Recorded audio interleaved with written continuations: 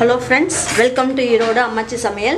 இது நம்ம வீட்டு சமையல். இன்னைக்கு நம்ம பார்க்க போறது கேரட் பாதாம் ஹல்வா எப்படி பண்ணலாம்ங்கறத பாப்போங்க. அதுக்கு தேவையான பொருட்கள் பாத்தீங்கன்னா நான் இதுல வந்து ஒரு 300 கிராம் வந்து நான் கேரட் வாங்கிட்டு வந்து நல்லா பொடி பொடியா திருவறது இருக்கு இல்லைங்களா, அதுல வந்து நான் திருவி வச்சிருக்கேன். காய் சீவறதுல சீவி வச்சிருக்கேன். அப்புறம் பாருங்க முந்திரி பருப்பு ஒரு 15 முந்திரி பருப்பு வந்து பொடி பொடியா நறுக்கி வச்சிருக்கேன். இந்த மாதிரி உடைச்சி எடுத்து வச்சுக்கலாம். அதுக்கப்புறம் இது வந்து ஒரு 10 பாதாம் இந்த மாதிரி எடுத்துக்கலாங்க. எடுத்துட்டு என்ன பண்ணுவோம், நம்ம அந்த காய் திருவறது இருக்கு இல்லைங்களா, இந்த மாதிரி நான் இதில் காமிச்சா உங்களுக்கு தெரியாது, அதனால் நான் இதிலேயே சீவி இது மாதிரி பண்ணி காட்டுறேங்க. பாருங்கள், இந்த மாதிரி இருக்கிறத எடுத்து நம்ம அப்படி சீவனோம்னாவே நல்லா பொடி பொடியாக நல்லா வந்துடும். இங்கே பாருங்க பொடி பொடியாக வந்துருச்சு இல்லைங்களா. ஒரு 15 பாதாமியும் நான் அந்த மாதிரி திருவி எடுத்து வச்சுருக்கேன். இதில் அந்த 300 கிராம் வந்து நான் கேரட் எடுத்திருக்கேன் அப்படின்னா இதில் வந்து ஒரு 200 கிராம் சர்க்கரை எடுத்திருக்கேங்க. 100 கிராம் நெய் எடுத்துக்கலாங்க. அதுக்கப்புறம் கார்ன்ஃப்ளவர் மாவு இருக்கு இல்லைங்களா, அதில் 1 ஸ்பூன் அதை எடுத்துக்குவோம். ஏலக்காயும் சர்க்கரையும் தூள் பண்ணி எடுத்து வச்சுருக்கேன். அப்புறம் கண்டென்ஸ்டு மில்க் இருக்குது இல்லைங்களா, இது வந்து ஒரு 2 ஸ்பூன் எடுத்துக்கலாங்க. உங்களுக்கு எந்த கம்பெனி பிடிச்சிருக்கோ அதை நீங்கள் வாங்கிக்கோங்க. அப்படி இல்லைன்னாலும் நீங்கள் கவலைப்படாதீங்க, நீங்கள் இதை போடாமையே நம்ம செய்யலாம். அப்புறம் நம்ம நல்ல கலர்ஃபுல்லாக நல்லா இருக்கணும், நல்ல ஸ்மெல் வரணும் அப்படிங்கிறதுக்கு நான் குங்குமப்பூ வாங்கிட்டு வந்து வச்சுருக்கேங்க. அது கொஞ்சம் ஆட் பண்ணிக்கலாம். நம்ம இருந்தால் பாருங்கள், அப்படி இல்லைன்னா அதுக்கும் பரவாயில்ல, நம்ம இந்த ஒரிஜினல் கலர்லேயே நம்ம செஞ்சுக்குவோம்.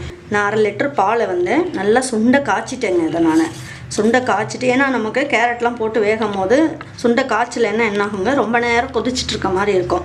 அப்போ ஒரு டேஸ்ட்டும் கம்மியாக இருக்க மாதிரி இருக்கும். இப்போ வந்து நம்ம என்ன பண்ணலாங்க, நல்ல ஒரு 1/4 லிட்டர் வர அளவுக்கு நல்லா காய்ச்சிட்டேன். நான் காய்ச்சி எடுத்து வச்சுருக்கேன். நீங்களும் வந்து முன்னாடியே இந்த மாதிரி காய்ச்சி வச்சுக்கோங்க. பாலை நல்லா திக்காக காய்ச்சி வச்சுருக்கேன் இல்லைங்களா, அதில் வந்து என்ன பண்ணுவோங்க, ஒரு பிஞ்ச் அளவுக்கு இது பாருங்க, சும்மா கொஞ்சமாக எடுத்து குங்குமப்பூ எடுத்து போட்டு வச்சிடலாங்க. இப்போ அந்த கலர்லாம் வந்து அந்த பாலுக்குள்ளே இறங்கிடும். அப்புறம் நான் செய்யும் போது வந்து கலர்ஃபுல்லாக நல்லாயிருக்கும். அதுக்காக இப்படி போட்டு வச்சுக்கலாங்க. 2 ஸ்பூன் நெய் போட்டுக்கலாம்.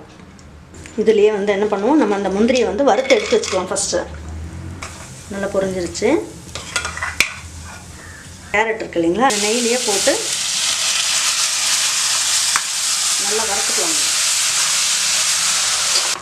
நல்ல நெய்லேயே வறுத்துட்டோம்னா இந்த கேரட்டில் உள்ள பச்சை ஸ்மெல் வந்து போயிடும்.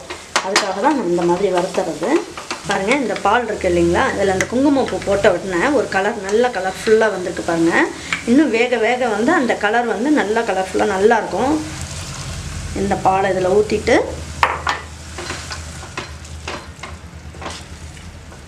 நம்ம வந்து வேறு தண்ணியோ எதுவுமே நம்ம வந்து யூஸ் பண்ண வேண்டாம். இந்த பால்லேயே நல்லா வேகட்டும். ஏற்கனவே நம்ம பாலை வந்து நல்லா சுண்டை காய்ச்சிட்டோம். இப்போ பாருங்கள், இது நல்லா வந்து ஒரு குக்கரில் வச்சு ஒரு 2 விசில் வச்சு எடுத்துடலாங்க. முன்னாடியே 1 ஸ்பூன் நெய் போட்டுக்கலாம்.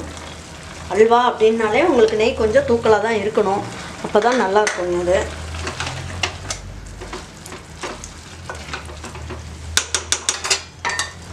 பாருங்கள், 2 விசில் வச்சு எடுத்துடலாங்க. பாருங்கள், இப்போ நான் வந்து 2 விசில் வச்சு எடுத்துட்டேன். எப்படி இருக்குன்னு பார்ப்போம். பாருங்கள், சூப்பராக வந்து பால் வந்து நம்ம நல்லா திக்காக காய்ச்சிட்டோம் இல்லைங்களா. திக்காக காய்ச்சினதுனால ரொம்ப பால்லாம் ஒன்றும் இல்லாமல் ரொம்ப நல்லா வந்துருக்கு பாருங்கள். நமக்கு எவ்வளோ வந்து ஸ்வீட் வேணும்னு நினைக்கிறோமோ அந்த அளவுக்கு போட்டுக்கலாங்க. இப்போ நான் 300 கிராம் எடுத்தேன்னு சொன்னேன் இல்லைங்களா, அப்போ வந்து நம்ம என்ன பண்ணுவோம், ஒரு 200 கிராம் சர்க்கரை போட்டுக்கலாம்.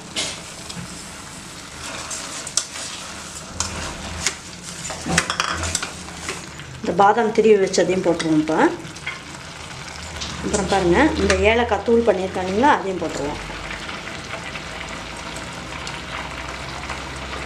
இந்த கண்டென்ஸ்டு மில்க் இருக்கு இல்லைங்களா, அதை கொஞ்சம் போட்டுக்கலாம்.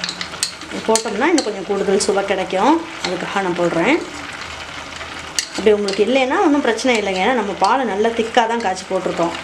அதனால் நீங்கள் வந்து கவலைப்படாதீங்க. இப்போ வந்து என்ன பண்ணுவாங்க, கார்ன்ஃப்ளவர் மாவு எடுத்து வச்சுருந்தேன் இல்லைங்களா, அதை வந்து கொஞ்சம் திருவி விட்டுக்கலாம். ஏன் அப்படி பண்ணுறேன் அப்படின்னு பார்த்தீங்கன்னா, அப்போ தான் வந்து இந்த திக்னஸ் வந்து கொஞ்சம் தண்ணியாக இருக்குது பார்த்தீங்களா, அது வந்து கொஞ்சம் இருக்காது, கொஞ்சம் சீக்கிரமாக திக்காயிரும். அதுக்காக நான் இதை போடுறேன். தூவி விட்ட மாதிரி போட்டுக்கோங்க. இப்போ நம்ம அல்வா பண்ணும் போது என்ன பண்ணோம், ஒரு கண்ணாடி மாதிரி ஒரு ஸ்ட்ரக்சர் வருங்க. கார்ன்ஃப்ளவர் மாவு போட்ட உடனே திக்காயிடுச்சு பார்த்தீங்களா, அதுக்காக தான் நான் சொன்னேன். இல்லைன்னா நம்ம ரொம்ப நேரம் கிண்டிக்கிட்டு இருக்கணுங்க. அல்வா பதத்துக்கு வருங்க. நம்ம கார்ன்ஃப்ளவர் மாவு போட்டோம்னா நல்லா அல்வாலாம் எப்படி இருக்கும் இல்லைங்களா, அந்த மாதிரி வரும். அது மைதா மாவு கூட போடலாம். இப்படி போட்டோம்னா கொஞ்சம் ஒரு மாதிரி இழுத்த மாதிரி வரும். அந்த மாதிரி வேண்டாம். அதனால் நான் இப்போ இந்த மாதிரி போடுறேன். நம்ம நெய் போட்டுக்கலாங்க.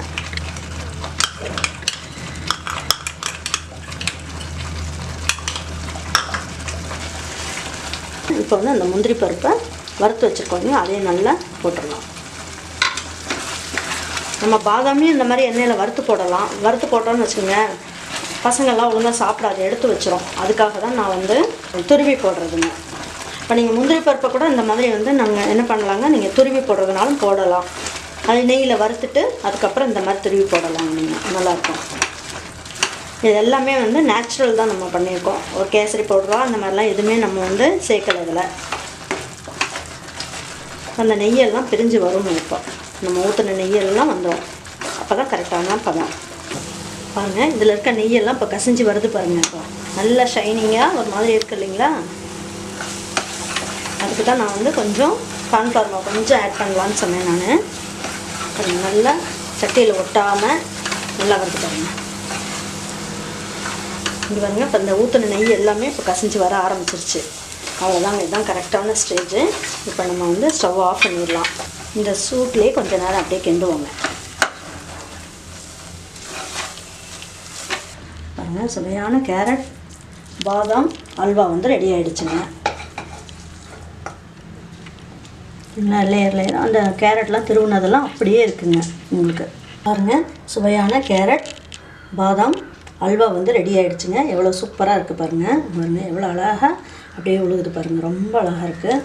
இப்போ வந்து இதை சாப்பிட்றதுக்கும் அப்படியே நைஸாக அப்படியே வந்து வாயில் போட்டோன்னா கரைஞ்சிட்டு போயிடுங்க. அந்த அளவுக்கு ரொம்ப நல்லா இருக்குங்க. இதை நீங்கள் வீட்டில் வந்து ட்ரை பண்ணி பாருங்கள். பசங்கள்லாம் வந்து இதை நல்லா ரசித்து சாப்பிடுவாங்க.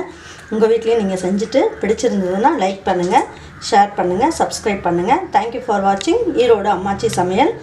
மறந்துடாமல் கமெண்ட்ஸ் பண்ணுங்கள். தேங்க்யூ.